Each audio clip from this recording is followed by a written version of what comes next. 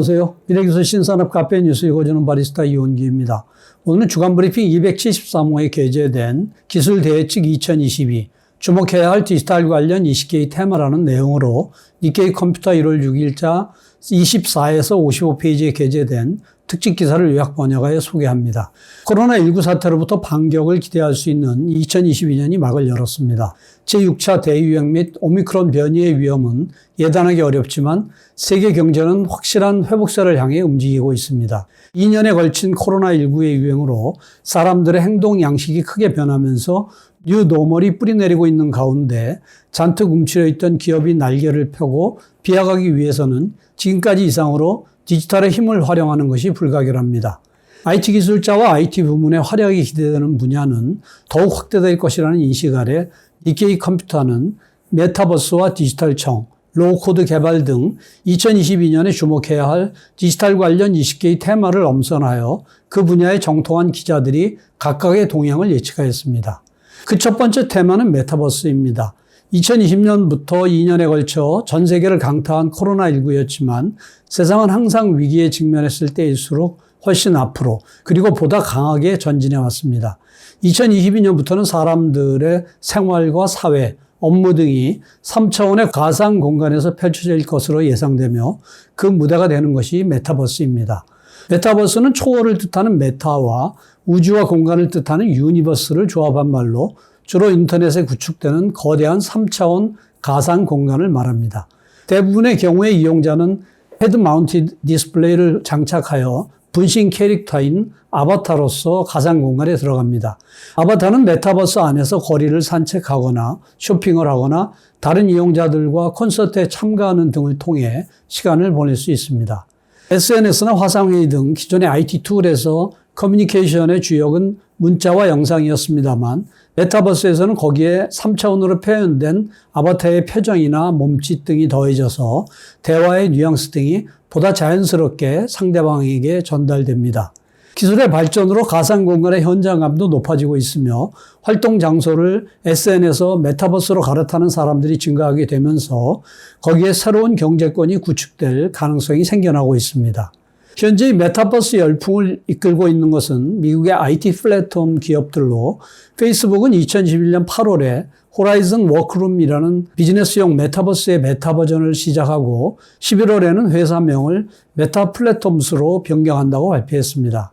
저커버그 CEO는 SNS를 뛰어넘는 네트워킹 서비스를 목표로 한다고 천명하며 회사명에도 메타버스를 도입함으로써 메타버스는 단숨에 세계의 주목을 받게 되었습니다. 페이스북이 새 회사명을 발표한 직후 마이크로소프트도 메타버스 전력을 들고 나왔는데 콜라보레이션 툴인 마이크로소프트 팀스를 확장하여 메타버스에서의 회의나 공동 작업에 최적화된 메시 for 마이크로 팀스를 제공한다고 발표했습니다. 이것을 메타버스로의 게이트웨이로 규정하고 프리뷰 버전을 2020년 전반에 공개할 예정입니다.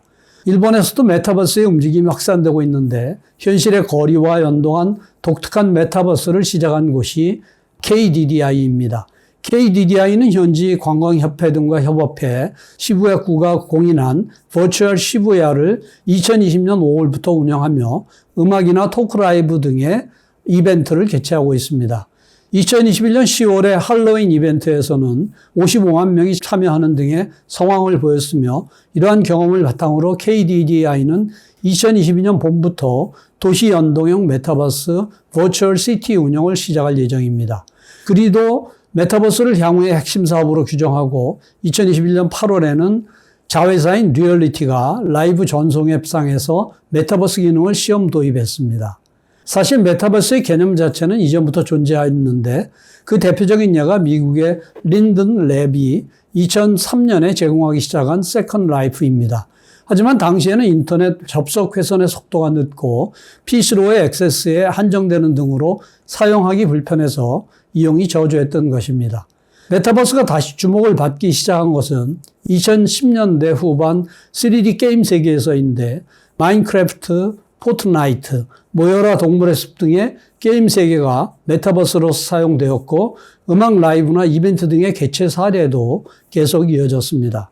최근에는 세계적으로 메타버스 시장에 진입하는 기업들이 잇따라 등장하고 있으며 컴퓨터 그래픽이나 버추얼 리얼리티 기술 등이 발전하면서 현실 세계를 저비용으로 재현하기 쉬워졌기 때문입니다. 단말기도 진화하고 있는데 오큘러스 퀘스트 2 등 최신의 헤드마운트 디스플레이는 마이크 성능이 향상되어 소리를 잘 들을 수 있게 되었고 입체 음향 기능을 통해 메타버스 내에서 상대가 있는 방향으로부터 소리가 들려옵니다. 의사소통에 대한 스트레스가 줄고 바로 상대방의 눈앞에서 말하는 감각에 가까워지고 있습니다. 미국 보스팅 컨설팅 그룹 등에 따르면 가상현실과 증강현실 등 메타버스 관련 기기의 세계 시장 규모는 2024년에 2021년의 10배인 약 2,970억 달러에 달할 전망입니다. 그뿐만이 아니라 메타버스에서는 사용자가 스스로 물건을 판매하거나 이벤트를 운영하는 등의 새로운 형태의 비즈니스가 확대될 것으로 전망되고 있습니다. 그리고 블록체인 구조를 사용하여 디지털 콘텐츠를 매매하는 대체 불가능한 토큰, NFT가 메타버스에 도입된다면 안전한 상거래가 가능할 것입니다. 하지만 현재의 메타버스에는 해결해야 할 과제도 있는데 가상 공간이라고 해도 아바타를 조작하는 것은 사람이기 때문에 질서 유지를 위한 룰이 필요하다는 것은 현실 사회와 다르지 않습니다. 최근 메타버스 운영 기업 등을 중심으로 메타버스를 이용하는 데 있어서 발생되는 법률상의 과제를 정리하여 룰을 명문화하려는 움직임이 시작되고 있습니다. 예를 들면 KDDI와 도쿄, 미즈호 리서치 앤 테크놀로지, 시부야 미래 디자인은 2021년 11월에 메타버스 운영에 관한 가이드라인 책정을 목적으로 버추얼 시티 컨소시엄을 설립했습니다. 대표 간사를 맡은 나카마 씨는 현실의 도시와 연동한 상거래가 가상 공간에서 발생했을 경우 권리자와 도시, 플랫포머에게 어떻게 수익을 분배해야 하는가라는 문제가 발생하는데 시부야구와 가상 공간에 있어서의 행정 서비스 등에 대한 논의도 추진되고 있으며 버추얼 시부야에서의 노하우를 활용하여 가이드라인 제1버전을 2022년 3월까지 만들고 싶다고 밝혔습니다. 이상으로 첫 번째 테마에 대한 요약 소개를 마치며 보다 구체적인 내용은 센터 홈페이지 hjtic.snu.ac.kr에 미래기술 신산업 코너를 참고해 주시기 바랍니다.